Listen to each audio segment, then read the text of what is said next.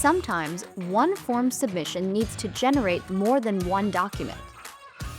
With multiple documents, you can create different PDFs for different recipients, languages, or workflows, all from the same submission.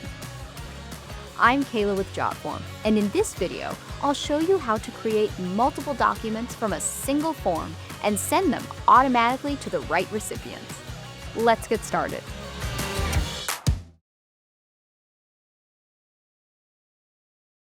To begin, open the Jotform form builder. Create a new form or select one from the template directory. Once your form is ready, click on the Settings tab at the top of the builder. From the left panel, select Documents.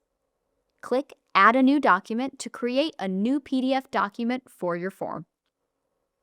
A window will appear with several options. You can start with default, use template, or clone existing from another form. In this example, select Start with Default to create a new document layout. Review the document preview, then click Next to continue. Enter a name for your document, then click Create Document. Next, open the Emails tab from the left panel. Select Autoresponder Email.